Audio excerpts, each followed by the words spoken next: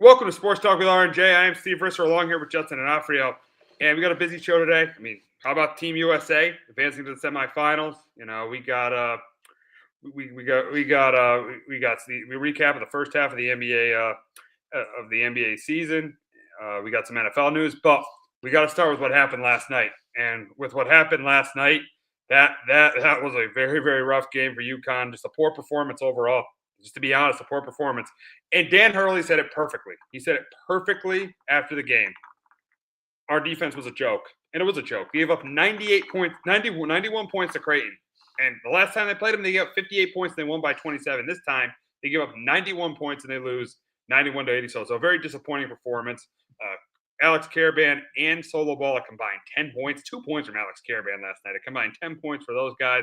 So just a very disappointing performance there. I mean, Reed got off to a hot start. Mullins had a good game. Demre ended up having a good game. But just a poor performance overall. Uconn losing 91-84 to Creighton. Justin, your thoughts on the game?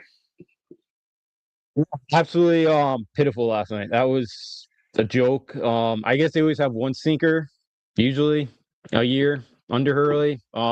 Creighton's been kryptonite for him, but it's a team you went on the road to beat 27 about 3 weeks ago.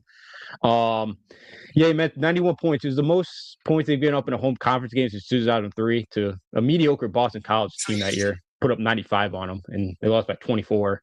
But yeah, Hurley said it, and this coaching staff's got to figure out now because I texted you last night that St. John's they figured out the kryptonite. Well, they figured out defensively because this is something Hurley's always done: is hedge his centers 30 feet away from the basket. And when you do that, and now you don't have the rim protector, and Silas DeMary's the only real good on-ball defender you have, then teams are going to get straight to the basket. I honestly lost track of how many straight line baskets Creighton got to the rim last night. It was just bad, and Ball reverted back to what he was last year. Caravan wasn't good. He was injured. Even Hurley said last night, we're not even, maybe we shouldn't even played him last night. Like, what's going on there? It's just a mess. And hey, you got 48 hours now to figure it out because this is the first time you're playing two NCAA tournament teams back to back since December. So, got a lot to figure out in the next 48 hours, and that's why Hurley makes $8 million. Exactly. Yeah, he's got to figure a lot out because, you got Villanova, and you got, you said it, two tournament teams, Villanova and St. John's. Villanova, Saturday night on the road, we'll get to that game. And then you got St. John's next week coming to People's Bank on Wednesday night. So, yeah, they got to figure it out. Because they were listen, as you said, we talked pre-show. You said it perfectly. They have been asking for this. Two wins against Georgetown that were unimpressive. 2 wins against – I'll give the one in Providence because it was at Providence. I'll say that one was impressive. But the win at home against Providence, that was unimpressive. Even the win against Villanova, that was kind of unimpressive too. This team seems to never be covering the spread. They seem to be like a 10-point favorite in a lot of these games, and they win them by single digits. They absolutely have been asking for it. And just the defense over the last 2 games has been a major problem. Even the game against Georgetown, they gave up 12 threes to Georgetown. They gave up 75 points. They almost lost to Georgetown. I hear people comparing this loss to the Creighton loss from 2 years ago. Are you kidding me? This isn't like the Creighton loss 2 years ago. 2 years ago, that was a different team and clearly a better team because they only had 3 losses the entire year. And Creighton was a good team, really good team that year. They were the number 2 seed in the Big East. And here's the other thing with Creighton. With Creighton, that game was on the road. This game was at home. This game was at home against a 500 team. And you lost and you lost at home at Gamble, not even People's Bank, at Gamble to a 500 team.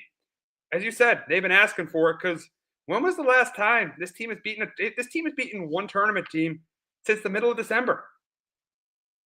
Yeah, that's why it's like I keep hoping they're going to figure it out because they had they went to Creighton and played great, and then they followed it up and played great against Xavier. And then since that St. John's game, they've been brutal. So Bart Torvik, college basketball analytics site, lets you kind of sort through dates. So since the St. John's game, their defense ranks 159th in efficiency. And they rank 59th out of just all teams efficiency-wise. So in the last about 2 weeks now. So it's not going in the right direction right now. Even the offense is 30th in the last 2 weeks. Like, it's not great. It's better than what it's been. But like Mullins got going last night. Ball struggled again. That's the other thing is I thought they were better on the floor last night without Solo ball. I really did. And I know he's very loyal to his guys. But and that's the other problem. Do you know who's last place right now in the Big East in bench scoring? Who? UConn? Yeah. Yeah. Wow. Last place. Wow. It's not a surprise because the guys on the bench can't score. Ryba can't score. Stewart can't score. Ross can't score. They can't score off the bench, so I'm not surprised. No. Ryba's been the one guy off the bench that you can rely on. I know, he's been more of a rebounder, solid interior defender. But yeah, Jalen hasn't taken that jump. Or Jalen does at times. You just never know what Jalen Stewart you're going to get. Jaden Ross is an energy bunny, but he's not great at times offensively. Malachi Smith is very up and down.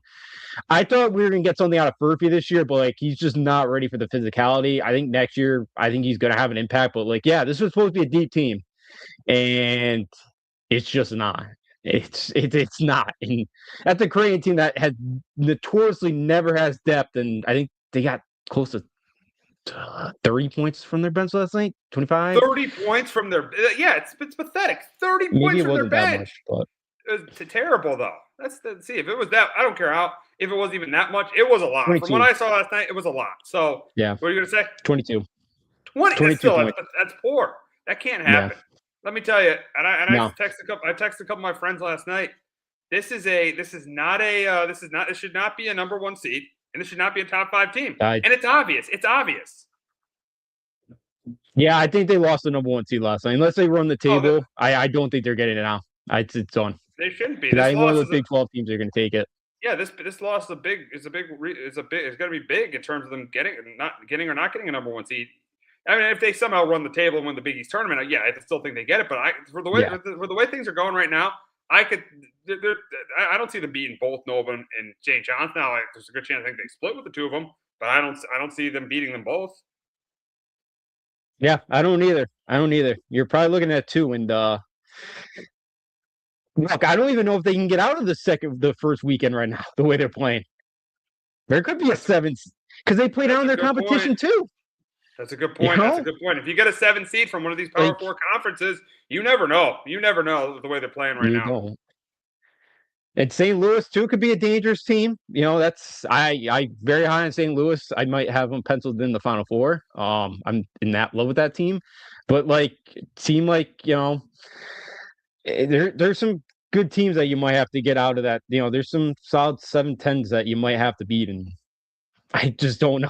The team plays down their competition, they're going to get beat. So, yeah, I know they're 24-3 or whatever, but they've been you've been able to nitpick this team a lot the last couple of months, and I keep thinking it's going to come together, but man, at some point it's just I don't know what's wrong. And you say it perfectly. I don't know what's wrong because certain games, it's the offense. Remember the game they barely won at Seton Hall? It was the offense, but recently it's been the defense. I mean, let's not forget. Before they played well against Xavier and Creighton. They gave up 81 points to Providence. I know Providence is a pretty good offensive team. They gave up 81 points at Gamble to Providence, as we saw against Georgetown. They gave up 75, and last night they gave up 91. It's you really don't. Yeah, you can't. You don't know what's right, wrong, and you're thinking, some point they're going to turn it around. When is that going to be? I mean, I know they're 24-3, but it definitely doesn't feel like they're 24-3. Like when they went on an 18-game winning streak and they got snapped at St. John's, did it feel like they were on an 18-game winning streak? No, not at all. It absolutely did not. It absolutely didn't. There was nothing to me felt like they were on that big of a winning streak because there were a lot of games that you were nitpicking them in or saying, they won, but they should have played better. Yeah. Yeah, I can only imagine the way they've been playing if they were in the Big 12 conference right now. How much more the alarm bells would be sounding. They'd have at least 6. They'd have at least 5 conference losses. If they're the Big 10, Big 12, SEC, they'd have at least 5 conference losses right now. The Big East. This is one of the worst Big East conferences in years. That's why they only have 2 losses in conference. That's why St. John's only has 1 loss. I don't think St. John's is a great team. But they have 5 losses overall because they weren't as good early in the season. And that's the difference between UConn and St. John's. It seems like St. John's, I don't think they're a great team, but Pitino has them playing better, at this point in the year. And it looks like UConn isn't as good as they were in December. It seems like in December, they were a top team because they went out and they beat Illinois. They beat BYU. I know Peterson didn't play. We'll get to him, but he didn't play against Kansas, but they went into Allen Fieldhouse and won. Right now, there's got to be concern. Yeah, maybe this is a funk. Maybe this is similar to 2023 when they lost 6 out of 8 games in Big East play and then turned it around. But let's be honest, that was a much tougher Big East that year. This team's kind of I mean, I know they only have 2 losses. They're struggling in Big East play, but this Big East is not good at all. No, it's not. And that's the thing. Like, they were a 16-point favorite last night. It's great. And you lose by double digits at home. It's not great. Yeah. Like, Georgetown got blitzed last night to a Butler team that amount is probably not coming back. I know they got Finley Bizjack back, but, like, that's a banged-up Butler team. And they went in there and blitzed them. Like, it's bad. It's bad. And it's almost like, too, like, Hurley doesn't know. Like, usually by now, your rotations are set. It seems like he's still tinkering. Like, he doesn't know. And I was actually playing with some lineups today on college basketball analytics. One of the best, their best lineup, and it's one of the best in the country, is Silas Demery, Braylon Mullins, Jalen Stewart, Caravan, and Reed. They're in the 99 percentile, but they've only played in 65 possessions together. And even their defensive ratings are pretty good. What is it? Their effective field goal percentage when those 5 are on the floor together, it's 69%. I would like to see that lineup more, but, like, if you get that Jalen Stewart effort from last night, I could see why he sits on the bench and only plays like 10 minutes. That's the thing. Yeah, it's just not good. It's just not good. It's just everything going on right now is not good. Overall, it's just bad, and this team needs to get better. Or it's you said they're not going to make it. There's a chance. And who would have thought in December we'd be talking about this? There's a chance they won't make it out of the first weekend. Yeah, I know, it was stunning. It's kind of stunning because I thought this team had a real chance and that the formula would be better this year and the players fit better. And yeah, the way they started out, they played really, really well. And now, yeah, it's been a struggle, and now they've been kind of figured out defensively. And now it's, hey, can we make the corrections? I've been screaming it. I've said it for years. I don't like how he hedges out his centers. I just, like, especially if he. My worry, actually, I'll save it because it's more of a kind of talking Nova thing. But, like, last night, Creighton really is going to hurt. Their big was not going to hurt you from outside. Like, there's no point to have them hang out there. So, yeah, we'll see if they can make the adjustments. But, man, it's 48 hours is tough to correct everything. It is. That's the problem. It is, and on Saturday, speaking of Nova, on Saturday, UConn will head to the Xfinity Center as they will face Nova in a big game. Nova's, Kevin Willer's turned things around this year. The game at People's Bank went to overtime with UConn winning, but going into this game, we'll see if this team responds. But seeing the way they've played recently, I don't think they do. I think they lose their second in a row here. I think Nova wins a close game. I think they win a close game, and I can't see this team beating Nova twice right now. I just can't see it happening. I think Nova wins close at the. I think that they're going to be at home. It's going to be a good crowd. I got Nova close here. I got Nova close winning this game, winning a close one here. Justin, do you think UConn bounces back Saturday night? I'm with you. I got Nova as well here. I'm with you. I think it's too quick of a turnaround for this team to figure out their issues. And something I'm worried about is with them pulling out their bigs from 3.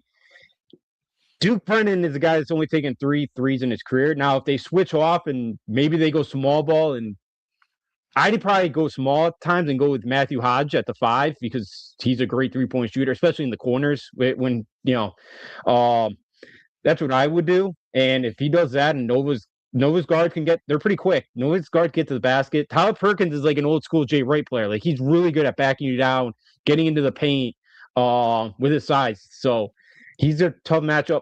Where I think you kind of could expose them. Now, this is the other thing with Terrace Reed. Can Terrace Reed show up offensively and, like, not have his head in the clouds at times? Because Nova doesn't have the size to guard him. UConn should be able to expose him down low. The thing is, and I think I said this when Reed transferred in, when Hunter Dickinson left to go to Kansas, Reed got forced into the starting role and Reed wasn't ready. So he lost a year of development, and you could tell because he's just very slow to react on a lot of different things. So I hope we get a good Terrace Reed show him because I think he could dominate this team in this, and they're going to need him. But yeah, I just think Nova's been playing. I know they got out. They played. I know they beat Xavier in overtime. Xavier's starting to play pretty well or better than they've been. Credit to Tino with them, but Nova at home. I'm going to take them right now. Yeah, I think the game in Stores went to OT, and it's going to be it's just going to be a tough one. And you talked about Terrace Reed. Yeah, he didn't have a great game the first time they played. He only had 10 points in that game. The two seniors were the big guys that stepped up in that game.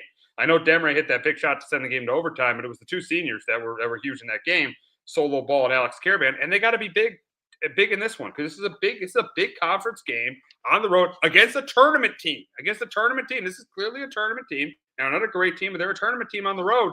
You need the veteran leadership to step up, which was terrible last night. Both of them were terrible last night. They need to step up in this game like they did the last time.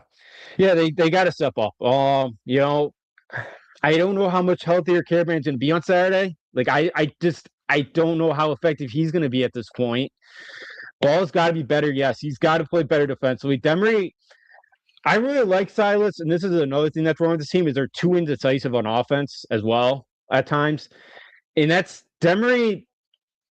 Demery has to be the guy, like late in the game that could go up, take the rack.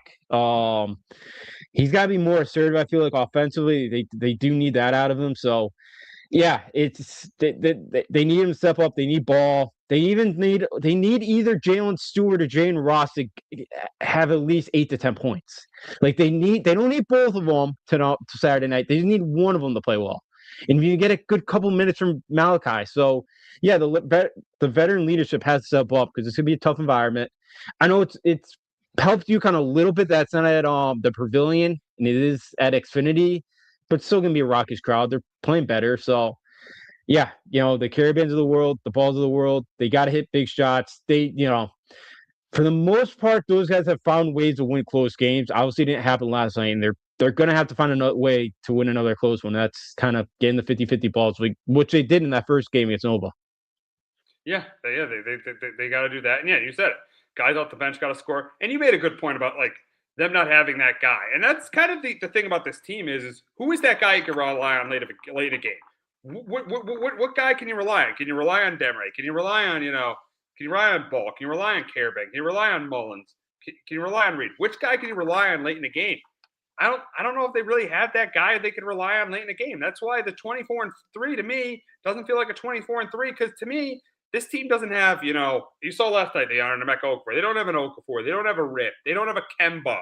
They don't have a Shabazz. They don't have even a Tristan Newton. They don't have one of those guys in this team. That's why the 24-3 to me doesn't feel like 24-3. Yeah, I agree. They just don't have that guy, and I think Demery could be that guy. I think Mullins can too, but it's like I don't like relying on an 18-year-old kid to have to do it. Like I just don't. But I also feel like there's options on offense that like it makes guys more.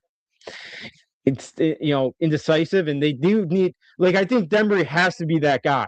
He can get into the lane. He's a good 3-point shooter. He's got size. He's got strength. He can get to the line, even though he hasn't done it as much this year as he did last year at Georgia. But yeah, I think Demery has to be that guy. But you're right. They are missing. They are missing that Rip, that Emeka, that Kemba this year. That they drastically missed this year. And even Newton. So Demery can be that guy. They just need him to step up. Exactly. So, listen, do I think this team is good enough to win a national title? Yes. I think they got a coach that's good enough, and I think they have good players in their starting lineup, but this is a flawed team. At times, they've shown offensively they've struggled, like last night, where they only scored 5 points in, 10.5 minutes. Defensively, last night struggled, scoring 91, giving up 91 points to Creighton. So, do I think this team could win a national title? Absolutely. I do. I'm not totally confident, but I think they can win a title because of the coach they have. And they got senior lead, they got veteran leadership. But things just got to get better. Things got to get better. This feels a lot more like 2023 than 2024, where they were completely dominant. Now, could they win? But it's going to be a tougher road than it was in 23 because I don't think they're going to get a bunch of upsets. So do I still think the team is a contender? Yes, but last night showed you that they're clearly not a number one seed. Clearly not a number one seed, and they're clearly not a top 5 team in the country. I can still think they're going to win a title, but they're definitely not the favorite. Yeah, they're not right now. There's a lot of really good teams at the top with a lot of really good talent. I think we're going to see a very fun March. I think it could be very chalky, or I do think there's a couple of like 12 because some of the forwards this year are not as good as usually we've seen it, that I think we could see some 12s and 13s advance. But so I think it could make for a very interesting tournament. But yeah, the way they're playing right now, I think Michigan, Duke, Houston, Florida, like the Final Four teams I have right now. Oh, so you like Florida the way they're playing? If they can knock down threes, but they have so much size, so I really like the way Florida's playing. It's tough to bring up. Like even after that, it's like I would have Iowa State, I'd have Arizona as long as Corey Pete is in front of them. I'd even put the Pukies in front of them. Like I probably put them 8th and 9th right now. Yeah, you're right. Yeah, they're top 10 team, I'd say, not top 5. Let's be honest. That's just what they are. Yeah, that's just what they are right now. Just be honest and go back to the Nova game. I don't think they win. I don't think they win Saturday night. I don't think they get it done. I don't trust them to get it done Saturday night. So I think it's a close loss at Nova. So bad loss last night for Uconn, and they got 2 really tough games coming up with Nova Saturday night, and then St. John's coming to People's Bank next week. But speaking of St. John's, and Justin was in attendance for this, we got to talk about what happened Saturday afternoon with them in Providence, the brawl between St. John's and Providence. We got to talk about that. And Justin, you were there. Give us your thoughts on what happened. Well, I'm not saying this is right, but that was 90s Big East basketball right there. I'm not saying that was old school. Part of me did kind of like the old school feel. But Powell, Powell turned into a folk hero in Providence. He will never have to buy another drink. I'm not saying that's right either. I couldn't stand that the guy who's played at 4 different schools with Duncan Powell had to be the guy that tried to take out Bryce Hopkins. I don't think it's right, but like, dude, that was ridiculous. He deserved to be thrown out. I couldn't stand Hopkins. Like the middle of the fight, he just backs out and he's standing at half court watching everybody else fight. I know. Get in there, but Powell deserved it to get the 3-game suspension. But tensions were high in that game from the start. You could feel it. The St. John, Bryce Hopkins' parents got escorted out of the building that day. Really? Too, Wow.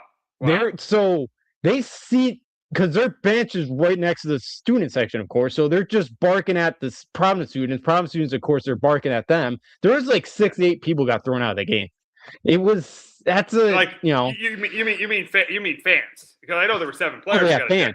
Fans. Oh wow, yeah. Yeah, there's 7 players. There's like a bunch of fans that ejected 2 out of that building. So it was a great atmosphere to be in. But again, the Providence fans cared more about Bryce Hopkins getting a cheap shot like that than they cared more about their team winning, which shows where Providence is at this point. But yeah, I felt 90s old school, but it was definitely a cheap shot, definitely dirty. 20-minute delay. It was wild, but and Jake Breeding was ahead of the crew, and that guy's a clown. Coaches compared him to Angel Hernandez of baseball, and that guy's taking charge. It didn't help things either in that game. No.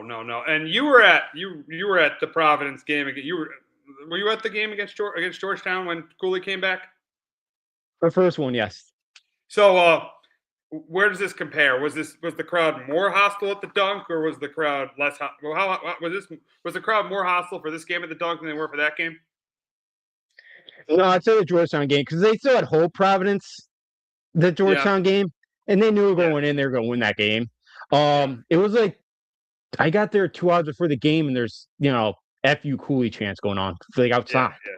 Yeah. And it was all throughout. They're chanting mistress to where's your mistress at them all game. So they're chanting at Hopkins every time he touched the ball. They were booing him, but like Yeah, I'd say the Georgetown game was more hostile. That was, I guess, Cool's wife after that game was like crying because like how bad they were to him. I, so I'd say the Cooley one was more hostile than Hopkins, but this one's still been, this one was still up there again because Providence just they cared more about Hopkins going down to cheap shots than they did about their own team winning. Yeah, and I agree with you. I agree with you. That's my take on it. I mean, Duncan Powell, not even 3 games. He should have been suspended for the season. I feel like I don't think he should have been able to play the rest of the year. But that was a terrible foul. And you were right about the fans. You're 100% right.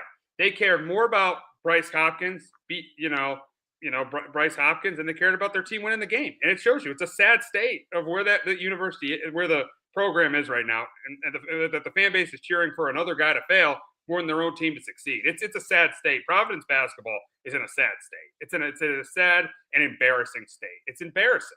The whole program's a clown show, in my opinion. It's a clown show. Kim English is garbage. Kim English is terrible and needs to be fired. He's garbage. And the fans just show you.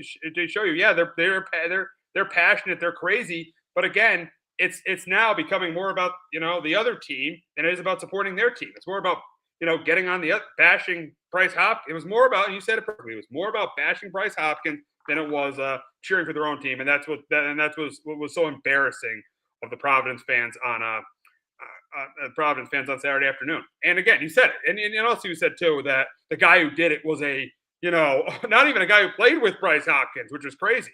Yeah, that's the other crazy thing. It's not like I'm not saying it's right to take him out like that, but like I could see it if it's a Providence guy that's been there and played with him the last couple of years. Because I don't know if he was hurt all year.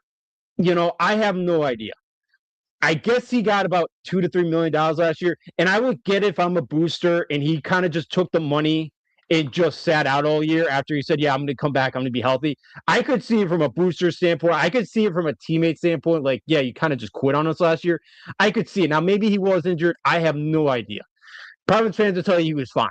But, you got to take that with a grain of salt. Yeah, exactly. But, yeah. So, this is a guy. And Duncan Powell, Providence was his second choice. You know where his first choice was this year? Where? Georgetown. Wow. To play for Ed Cooley. Yes, because Georgetown, I guess, won't let 2-time transfers in. So it's their mission. So he couldn't get in through their mission. So a couple of days later, he commits to Providence.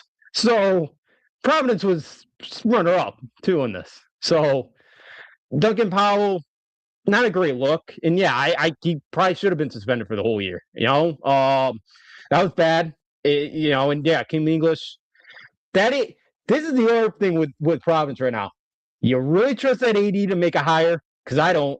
That guy listens to Rick Barnes. No, exactly. English was a garbage hire, and you're seeing it right now. I said at the time, he's inexperienced, and I was not impressed with his George Mason teams that he coached. That was a Rick Barnes hire. You're right. Rick Barnes got in here, Naparil. Yeah. You're right about it. You're right about it. Yeah, so we'll see. I guess there's been booster meetings. My sister knows one of her friends or whatever, like her dad's is one of the boosters. So I guess there's been meetings. So I assume they're trying to get the money together. Don't know if it's gonna happen or not, but they're trying. I think his buyout's about $10 million. It's more than I thought. So that's a lot of money for Providence. So we'll see. But yeah. And the last thing is Patino, and I thought he handled it fine. I thought Patino handled it fine, especially when he kind of got after the reporter, because their team didn't start it. So I actually thought Patino handled it fine when he said, we're not talking about the fight. They tried to ask, I think, Zuby a question about it, and then Patino interrupted and said, we're not talking about the fight. We're talking about basketball. What did you think of those comments? I didn't think they were out of line. I thought they were fine. Yeah, I thought he was all right. Like, I don't know. He took the moral kind of role, but it's like, dude, you really can't take the moral high ground with your past either. So, like, don't be acting like you're all high and mighty. That was my only thing. Like, you're not fooling it. To me, like, I've always called him a phony because he is. But so I guess he did handle it. Like, he went after the fan base, but I'm like, yeah, that's not the fans I remember. Well, it's a lot different 40-something years ago when you coached there, right, Rick? But Exactly. yeah, I thought he did a good job to make sure that the guys didn't talk about it, not get them in trouble. So, yeah, he didn't do a good job of keeping his guys on the bench, though. I know. 'Cause, Forbin got ejected for leaving the bench. yeah, they did. Province, I don't think had any. Might have one. No, Might have one. Sellers got ejected for throwing punches. Yeah, I think he got Sellers ejected did. for throwing punches. Yeah. Yeah, he threw a punch. Yeah. Yeah. Yeah, I couldn't even hear in the game. You couldn't even hear the actual ref over the loudspeaker. So I had no clue. I was just kind of following who was walking the locker room. So I had no clue at the time who was getting ejected or not. But yeah. So I thought Patino handled it all right. I just, I hate when he acts like he's all high and mighty with morality. It's like, dude, you're just with your past. You're not really in a place to speak. But it's Rick. No, exactly. You're right about that. You're definitely right about that. And yeah. So ugly scene between Providence and St. John's, and it looks like Providence will be moving forward. Getting rid of Kim English and probably being out in the first round of the Big East tournament. And St. John's will probably get into the NCAA tournament for the second year in a row. So just an ugly scene though between those two teams. But we got to move on to I kind of added this to the rundown late, but I thought it was an interesting comment from Bill Self last night about Darren Peterson. We went off in Oklahoma State, but he only played 18 minutes. And really the question is he's probably been, when he's been on the court, the best player in college basketball. But the big question is when he's on the court, because he's really missed a lot of time this year. And really, the big question is his missed time going to affect Kansas moving forward, or his number one draft, or his place in the draft? I think it's going to affect Kansas more than his place in the draft, because it's been going on all year for Kansas, and Bill Self is concerned about it now when he's recently been defending it. Yeah, I'm glad Self threw him under the bus, and I can see why he's getting annoyed. Because I don't know how much money he's getting, but I imagine it's a lot. I'm really starting to take issue with him. I had an issue with him with the Arizona game. You're at Kansas. The number one undefeated team in the country, Arizona, is coming to Allen Fieldhouse. I think the most historic gym in college basketball, one of the most historic programs in the sport, and you sit out. Yeah. Right. That was such a bad look. I don't know if he had the flu or not. You can't give it a go. You can't. All right, 5-10 minutes. Yeah, coach, I'm not really feeling. I can't do it. Last night after he hits a three, he just points himself like, yeah, take me out. Like, look, I think this is. I haven't seen a scorer this talented in college basketball in a long time. This is a high comparison. I do see some Kobe Bryant in his game. I really do. Oh, I've heard other people say that. You're not the only person who said it. Other people have said that. Okay, I'm glad other people have said it. I don't know if my Kings are going to get the first overall pick. I would love Darren Peterson, but I'm at the point where I'd rather Debanza, because I think this guy's going to be that pain in the butt at this point. I guess his agent, what game was it? It was the halftime game. It was against BYU. His agent was sitting behind the bench and left at halftime when Peterson took himself out for cramps for the last 16 minutes. Like, I think it's it's almost like he's afraid to start playing horrible, that it's going to affect his draft stock. But it's like, dude, you got to get some better advice, because he's the most talented player in college basketball, and he's one of the most talented scorers I've ever seen play college basketball. You're not going to hurt your stock if you have a bad night. You're really not. And I think it's such a bad look for him. And I just think it's such a bad look. And I'm glad Bill Self is finally throwing one on the bus, because I can't stand it. And I don't think this is going to start a trend. But, man, I really have to question him, because you're at Kansas, and there's some just go back to the Arizona game. You're at Kansas, and I'd be so jacked up to play in that Arizona game. I really would. I know. It's ridiculous. And the thing was, I was excited to watch and everything. The number one team against the number one prospect, and then you find out 5 minutes before the game. The thing is, if it was at 3:00 that day, okay, you're sick, fine. Yeah. 5 minutes before the game, they're not playing. That's crazy. And then last night again, pulling himself from the game. Yeah, there definitely is concern with this Kansas team going forward. Right now, this is not a team that I'm picking to win. Seeing what's going on right now with Darren Peterson, and I know I bash Uconn for beating them without Darren Peterson, but a lot of teams have played Kansas without Darren Peterson this year. Yeah, I'm starting to think that they're figuring out without him because he's missed so much time. Because that Arizona game, I haven't seen Bill Self that happy before. Even in that press conference, he really raved about his team and their toughness. They're definitely a better team with him on the floor, but there's also a grittiness without him on the floor that I really admire about this Kansas team right now. So yeah, I don't think I'm gonna pick them to win it. I don't think they're gonna win it, but yeah, like I don't know how I'm gonna fill out a bracket with them because he might just sweat out a Sweet 16 or Elite Eight game. I have no idea. Yeah, You know? yeah, yeah. So I do I do like Kansas, their grittiness and how hard they play without him on the floor. I do admire that, and I do think Self's doing a pretty good job with that group. Mel has actually been a lot better than I thought he would be. But yeah, they're obviously better without Derek Peterson, but I do admire the way they play really hard without him off the floor and the grittiness that they found ways to win some of these games. Yeah, yeah, you got to give him credit for that. You got to give him credit for winning those games. Yeah, for Darren Peterson, it's not a good look. Not a good look. I mean, I think he'll still be the number one pick because of the Kobe comparisons, but and it's tough to pass on a guy that talented. But yeah, missing all these games, Mhm. it's just not good. Kind of to me, it's a little comparable to Kyrie Irving, in his college career. It was Yeah. his. I know he got hurt at Duke, but yeah, he missed a lot of time at Duke as well. Yeah, he did. He played what 10, 11 games. That was it. Yeah, That was it. Yeah, with the broken foot, and he never came back, and there wasn't really. Yeah, yeah. No, that's a good comparison because yeah, that's really the last one that's really missed this amount of time. Um, so yeah, I do like that comparison because yeah, Kyrie definitely a pain in pain, but yeah, like that's a team's nightmare. Do you really want to deal with the headaches? And me being a Kings fan, they just gonna want out of town in 6 months because you know he's not gonna play for a winner. yeah. Exactly, exactly, exactly. So yeah, a lot of things up in the air with Darren Peterson right now. But to wrap up, we got to wrap up talking about the big game in DC this week between Michigan and Duke. And I think for this game, for me, I think that I'm going to go Michigan here. I think they're clearly the best team in the country. And for me, I get concerned about Duke scoring.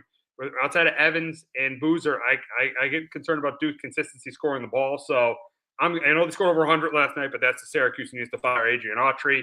I'm going to go with Michigan to win this game close.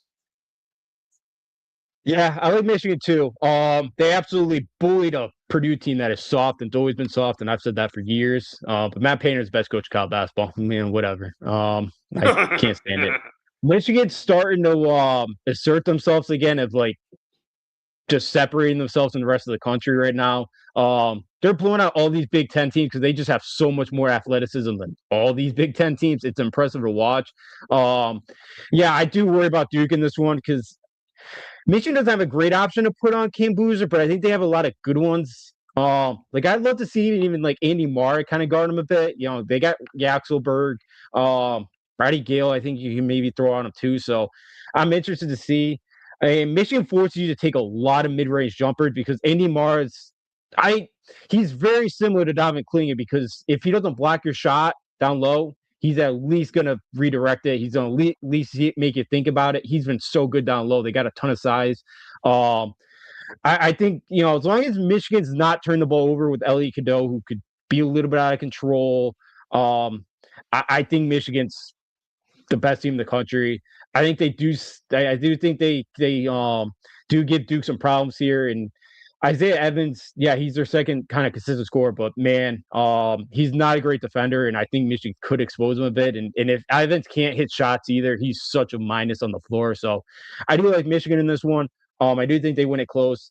This game should also be on campus, not in DC. Like, can you imagine this game being on campus? I know, especially at Duke, with the Cameron Crazies. Yeah, yeah, that or Chrysler up in Ann Arbor, like that to have a game like that in up there. So yeah, do more home and homes, but pretty cool opportunity that these two are playing an icon game here and here late in December or late in February. Exactly, exactly. It is cool to see a non-conference game like this. Could be a rematch. It could be a national championship game. Rematch of the '92 final between the Fab Five and Grant Hill and Bobby Hurley. That'd be an interesting one if they play in the national title game. But we got to move on to the NBA, and it was an interesting NBA All Star game. I like the format. I really did this year. I like the world format. I like the team stars versus team stripes. You had team stars beating team stripes in the final. And yeah, this is just better. This is a step up from previous All-Star games. It really was. I think this was a really good idea from Adam Silver. Putting all the world players together, and then putting a lot of the younger stars like the Cade Cunninghams, the Edwards, Tyrese Maxey, putting those guys together, Devin Booker, putting those guys together, and on the flip side, you put a lot on team stripes who lost in the end, two team stars, putting some of the older guys together, putting the Kevin Durant, LeBron James, and Kawhi Leonard together. So, I think it was a really good idea by the NBA to put this All-Star game together, because other years this game has been a total joke. Yeah, I didn't even realize they were doing it until like the day of. Honestly, like I had no idea this was like the new format. But like Probably because you lost so much interest in the All-Star game. Yeah, like I'm somebody that doesn't watch any of the All-Star games besides baseball, and that's because there's nothing else on TV that night. So that's the only reason why I watched the baseball one. And it's, I guess, most resemblance to an actual baseball game. So I did watch the highlights of it later on because I totally forgot too. It was on at like 5 o'clock because the Olympics. So there's college basketball on still, so I totally forgot. But yeah, it looked like a good concept, and yeah, because like I could never get in the big All-Star game because it's 180 to 170. Like this is not basketball, and it's just throw alley oops to each other. It's 3-point contests. Like I couldn't get into it. But yeah, it seemed like a good idea, and it seems like it went off pretty well. So it is something next year that live. There's on a big college game on Sunday night. I'll probably tune in for a little bit and check it out because outside of just me watching highlights of this one, because yeah, it did. There's a couple of really close games at the beginning. For the first 3 games. So Adam Silver did something right. Now please don't take away the rookie draft. That would be an absolute mistake. But it looks like Adam Silver may got something right here. You did. I feel like you did. I feel like you got something right. And to me, it was probably one of the most entertaining All-Star games in a very long time. Probably since Jordan played in his last All-Star game. So to me, it was a very entertaining All-Star game. It was a really good format, and I think they should continue to use this format going forward. Now, we will go over the first half of the NBA season. And before we get into it, I'm going to talk about tanking and what my opinion on the whole tanking situation is. And to me, I like that Silver is cracking down on the tanking.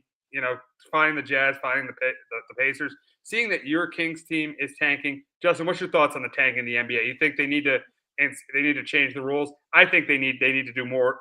They need to really start cracking down because the tanking is getting ridiculous. It's getting bad. The Kings are like they're not. I just think the Kings are this bad, and they're not. Yeah, totally. Because I know Levine and Sabonis are done for the year now. I know Sabonis got a torn meniscus. Knee injury and meniscus, and Levine's done with a hand injury all year. But like what the Jazz did of benching all your starters against the Heat. Now it was great that they still won because they. But like that's ridiculous. What the Pacers have been doing are ridiculous. So yeah, they got to crack down on it. I don't think the option is getting rid of the rookie draft because all those guys are good. All the rookies going to do are go to the Lakers, go to the Knicks, go to the Celtics. I'm like, I don't remember who, but there's been times in the past where like NBA, where rookie prospects have like turned down pre-draft workouts to go to Sacramento.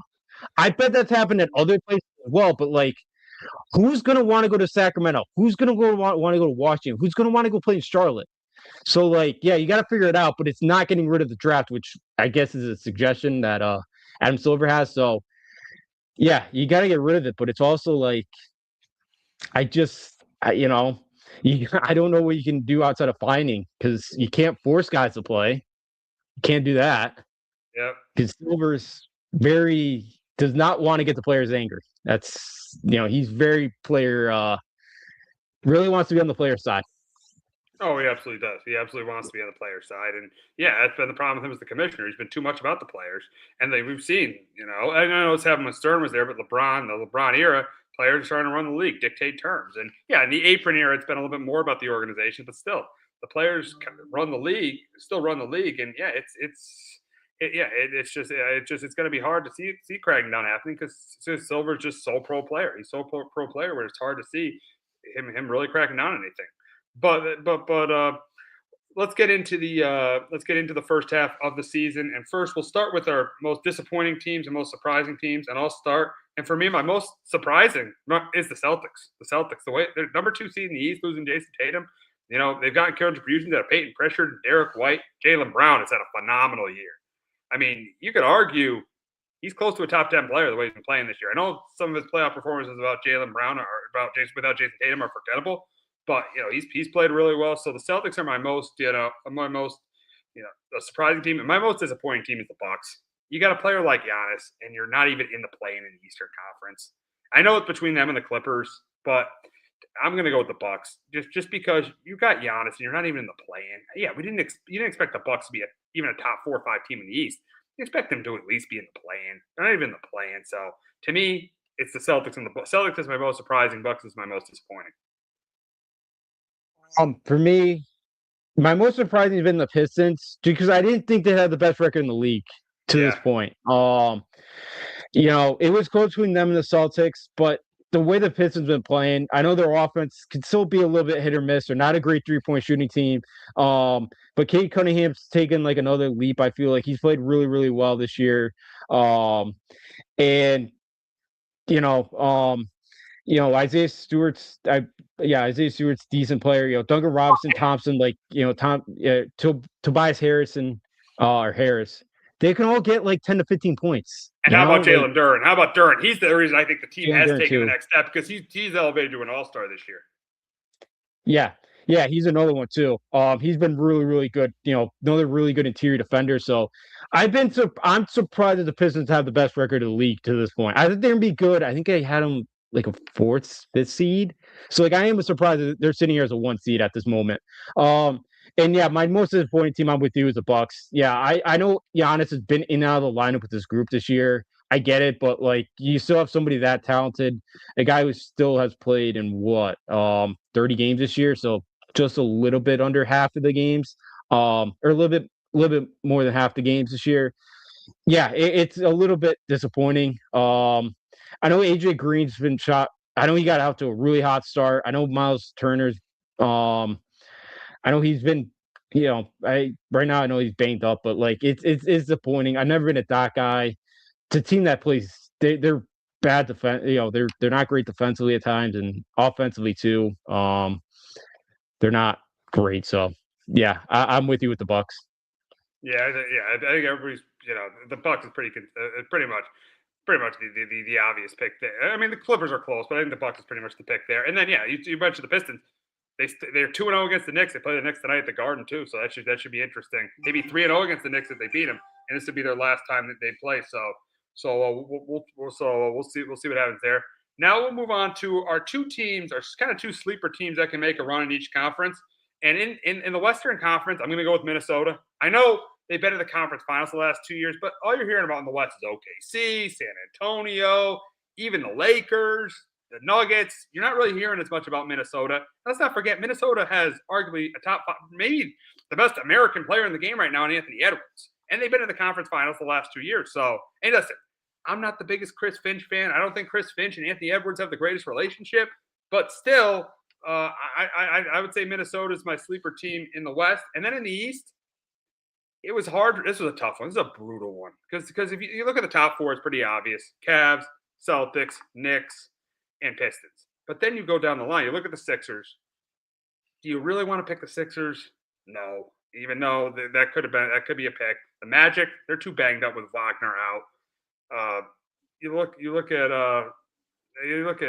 the Hawks. You really going to pick Miami? them? Not really. Miami? Not really. Because they don't. Where's their all-star superstar? I know this team really doesn't have an all-star superstar on it, but they've been playing great. They've been playing great recently, and they got 4 guys that average 18 points a game, over 18 points a game, with LaMelo Ball, with Miles Bridges, with Brendan Miller, and a guy who's up for Rookie of the Year in Concanoople. I'm going to go with the Hornets. I think the Hornets could surprise some people in the playoffs. Say they could somehow get a 7 seed. I think they could surprise some people. So my 2 teams are the Timberwolves and the Hornets. Who are your 2 teams? Mine was the Timberwolves as well here. You pretty much hit the nail on the head with the Timberwolves. They've been there before, but they're sitting there at the 6th seed right now. Anthony Edwards could be the best player. when he wants it, he could be the best player in the sport at some nights. You still got Randall there. You still have Gobert and Naz Reid, who are two really good interior defenders. You got some kind of good role pieces with like DiVincenzo still.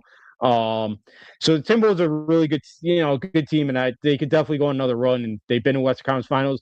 Yeah, in the East too, it was very difficult because I'm with you. I'm done with the Sixers. I can't pick them. Joel Embiid's probably going to miss 3 games of series. When they get to the playoffs. So, um,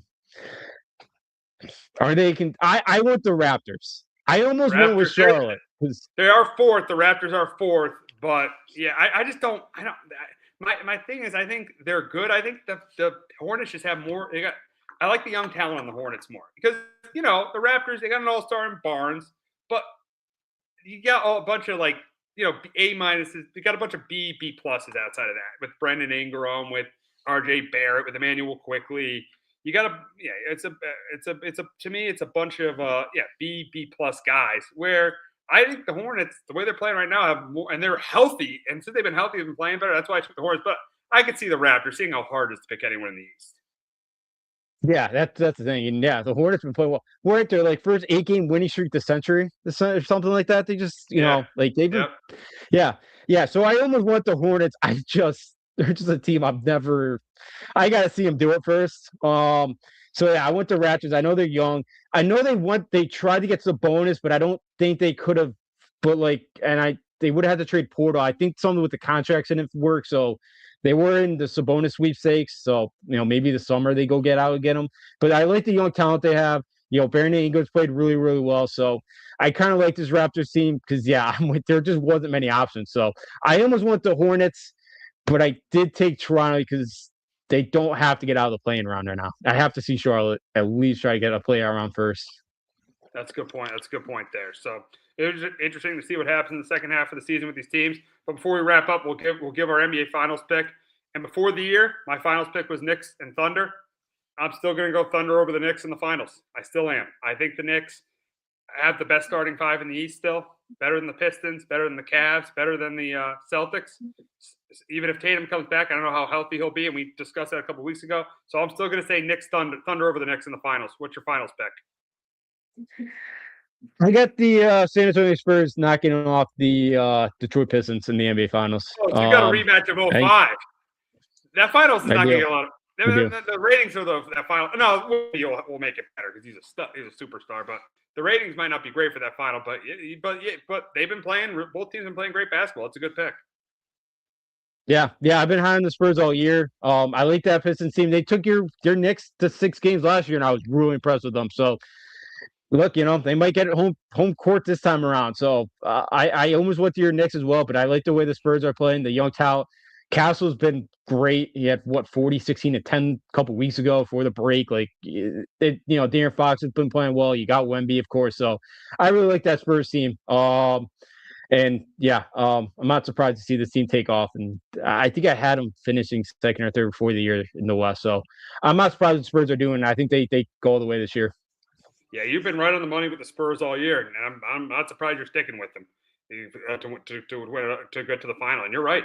I think the Spurs team has a chance with a player like Wemby. You got Steph Castle, who's been playing great for them. De'Aaron Fox. So Spurs team has a very good chance to make a run this year. But we will. It's not. It feels like it's not a sports show without NFL news. And yes, we have NFL news this week, and we'll start with Tyreek Hill. The Dolphins are going to release Tyreek Hill. And you really see with the Dolphins, they're shedding salary cap. They're moving on from Bradley Chubb. They're probably going to end up moving on from Tua. But really, for Tyreek Hill's perspective of this, what teams are the best fits for him? And I got 3 teams. I got first I won't give it the obvious one first. I'll give the two other ones before the obvious one. One team I think is the Bills. They need a receiver on the outside. Now you're not getting the Tyreek Hill you got 3 years ago, but still he's better than probably what the Bills have on the outside. So I think he would help there. Number 2, the Chargers. They also need help on the outside. Quentin Johnson has not lived up to what he's supposed to be. So I think that's a fit. And then number 3, the obvious one, and that's the Kansas City Chiefs. And you saw it today. You saw yesterday. Patrick Mahomes restructured his deal, opening up $44 million in cap space. So I think this is where he goes, and I think it's almost makes the most sense seeing where the Chiefs are right now. I think this definitely makes the most sense to bring Tyreek to have a reunion between Tyreek Hill and the Kansas City Chiefs. Justin, your three best options for Tyreek Hill. I'll go with the obvious one that you just mentioned. Yeah, I think Kansas City. Seems like the reunion might happen. There was a couple of Super Bowl wins there. I know like Kelsey sounds like he's gonna come back, but like he's not the same old guy. They don't, Ordy hasn't been able to stay on the field for a couple different reasons. So um they need a wide receiver in that room. They need it last year, so I wouldn't be shocked. Number two, same as you here with the Bills. Yeah, they needed some more speed on the outside. You got a really good young player in Keon Coleman, but like you need other guys at wide receiver. I know Secure is on pretty well too. He's been a decent pick. He's been decent as well for him, but they need more. My third one is actually the Niners. I think they could use a little bit more juice at wide receiver. Especially with all the injuries they always have to deal with. Ayuk's gone. Ricky Pearsall's dealt with a bunch of different injuries as well, early on his career. And, Kittle, I can't imagine he's gonna be healthy coming off the Achilles injury. When are you gonna hit him back? So I think they're a team that could be on the outside looking and trying to get Tyreek Hill to add a little bit more talent to their team. Yeah, I think it'll be interesting to see where he goes.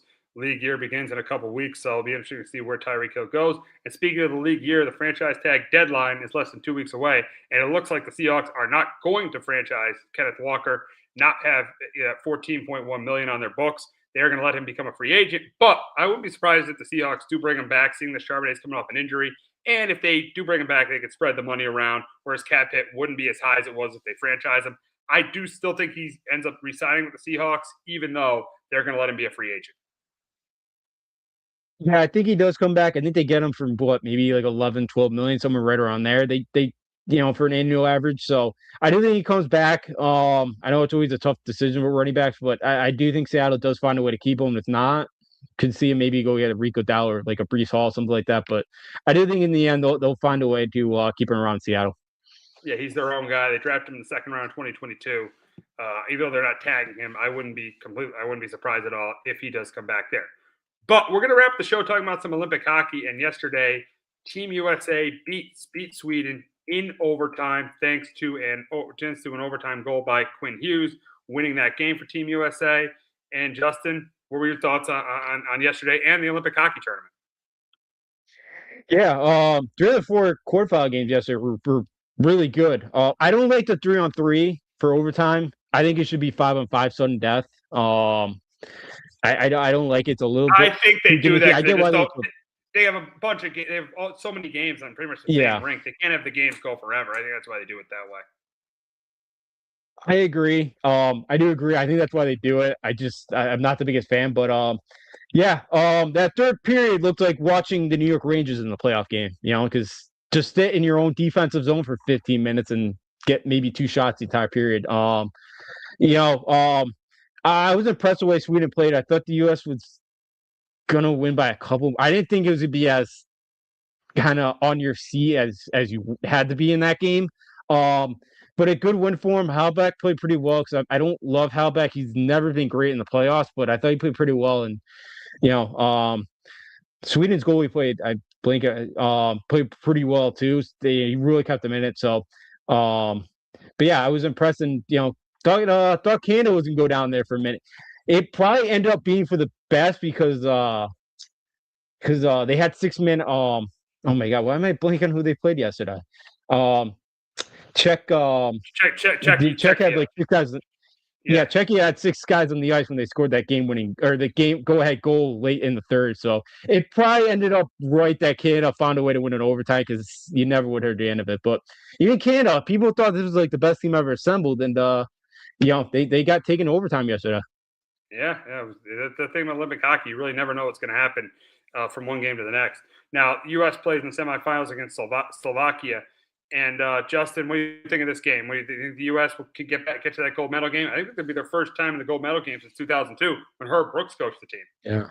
Oh no, my bad. 2010 when Sidney Crosby won it at the end. Oh, Yep. Crosby got him. I do think they get there. I think they beat the Slovakia like 4-1. Slovakia's played pretty well. They've been, they got a couple of really good young forwards that they have. As long as the U.S. kind of keep them in check, I think they should be okay. Um, I do think U.S. finds their firepower again. So as long as they stay out of the box, Halbeck's plays well again. I do think the U.S. wins this game like 4-1. I do think they take care of business here. I don't think it's as close as it was yesterday. Yeah, I think USA comes through. I think they come through against Slovakia here, and they get to the gold medal game for the first time since 2010.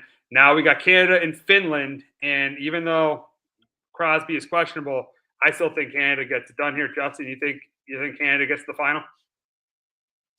I do. I do think they get there. They got a little bit scared yesterday. Soros, the Finland goalie's played really, really well.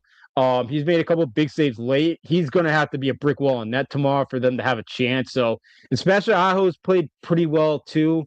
For Finland. But I just think in this one, like Canada, outside of the top two lines for Finland, there's not much depth there. So I think Canada, they're better at the all four lines there. So I think Canada does overwhelm at some point there, and I do think they win by a couple goals. So I do think we get Canada US on Sunday, which I'm rooting for because that Four Nations game last year was great. Yeah, and Canada won that Four Nations. Who won that? Canada won it. Yeah, Canada won that Four Nations. Yeah, Canada. Game. Connor McDavid. Yeah, Connor McDavid at the game and a goal. And if they play, I hope the U.S. wins, but I got to go with the Canadians. I'm sorry. In a big game, the Canadians seem to always beat the U.S. So if it is USA versus Canada, I got to go with the Canadians. Now, if they do play, who would you go with? I gotta take the U.S. I don't know if they're gonna win, but wow, the U.S. I gotta take the U.S. I'll take the U.S. If the U.S. wins a gold medal, it's their first gold medal since '80 with the movie Miracle. Herb Brooks. That was a class. That was one of my favorite movies. I'm not the biggest hockey fan, but that's one of my favorite movies of all time. The speech, the opening speech.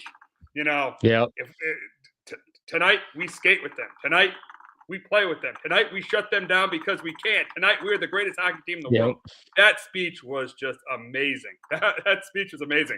Also, the one part of that movie I loved was when they tied Norway and they were talking about the girls in the crowd, and then Herb Brooks had him do it again, and then Mike Ruzioni says, "Who did you play for?" And then Mike Ruzioni just says, "Who do you play for?" And so nonchalantly, he says, and then he says the United States of America. And then Herb Brooks, and so nonchalantly, just, "That's all, gentlemen." Like, that's all he wanted to hear for like an hour after he made them go back and forth down the ice the entire time. Yeah. It was crazy. So, yeah, it'd be the first time since then.